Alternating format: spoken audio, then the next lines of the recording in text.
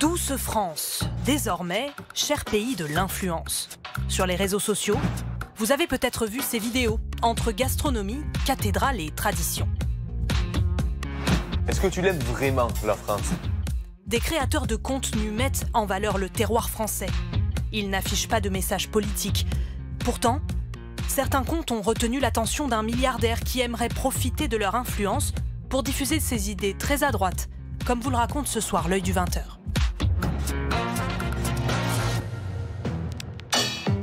Parmi les influenceurs terroirs, il est un acteur de poids.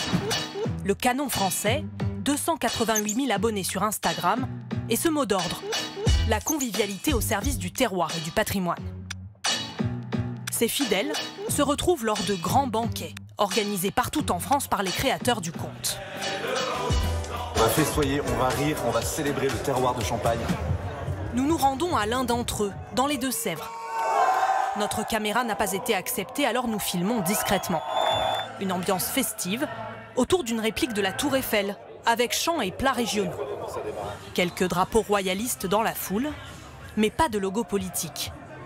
Pourtant, l'entreprise des influenceurs a été rachetée par un homme d'affaires qui défend, lui, une vision très conservatrice de la société, Pierre-Édouard Stérin. Nous sommes très impliqués dans les projets dans lesquels nous investissons. L'entrepreneur a fait fortune avec les coffrets cadeaux Smartbox. Aujourd'hui, il veut mettre son argent au service de l'Union des droites pour la présidentielle de 2027. À la sortie du banquet, peu de participants savent que le milliardaire catholique est derrière l'événement. Ça me déçoit un petit peu que la bonne franquette soit récupérée par l'extrême droite. Il faut mettre certaines choses de côté, à mon avis, et profiter de l'instant présent. Vous n'avez pas senti de côté politique dans cette soirée-là? Non. Il y a la Marseillaise, mais on est en France, donc bon. Rencontrés ce soir-là, les deux influenceurs fondateurs se défendent de toute filiation politique et affirment que Pierre-Édouard Stérin a simplement fait un investissement rentable. Stérin, a priori, il a un projet, mais ça ne nous concerne pas. Je pense que c'était juste parce qu'on est une entreprise qui marche bien. C'est chiant d'avoir l'étiquette extrême droite, parce que c'est pas du tout notre délire. Pierre-Édouard Stérin entend aussi miser sur de plus petits influenceurs qui traitent de culture française. Nous avons rencontré l'un d'entre eux. Il a été approché par le Fonds du bien commun, un nom très charitable qui désigne le fonds de dotation de Pierre-Édouard Stérin. Je ne pense pas que mon compte soit d'un bord politique ou d'un autre, donc qu'une personne qui soit directement affiliée, par exemple à l'extrême droite, puisse, par le biais d'une fondation, vouloir qu'il y ait un rapprochement, ça m'a énormément étonné au début. Oui. Voici ce qui lui est proposé. Une prise en charge de ses frais jusqu'à 5 000 € par mois et un accompagnement pour améliorer son audience. L'influenceur nous a confié sa conversation avec le chasseur de tête du fonds de dotation. Il ne sait pas qu'il est enregistré. Aussi, il faut savoir que nous, en fait, ce qu'on vous propose, il n'y a pas de contrat, il n'y a pas de signature, c'est vraiment hors des radars. Donc, ton nom ne sera pas associé au fonds de bien commun ou au Pierre-Édouard. En théorie, l'influenceur reste libre de ses publications.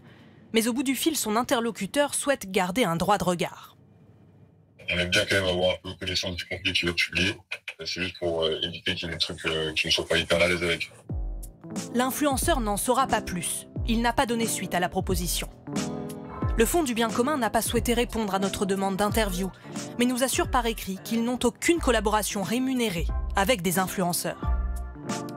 Une des vocations philanthropiques du Fonds du bien commun est d'œuvrer pour la culture et le patrimoine. Dans ce cadre, nous proposons notamment des formations et du coaching aux acteurs du secteur qui le souhaitent. Aucune contrepartie n'est jamais demandée. Alors pourquoi accompagner des influenceurs sans contrepartie ? Un ancien cadre d'un média en ligne dans lequel Pierre-Édouard Stérin a investi y voit une manière détournée de défendre ses idées.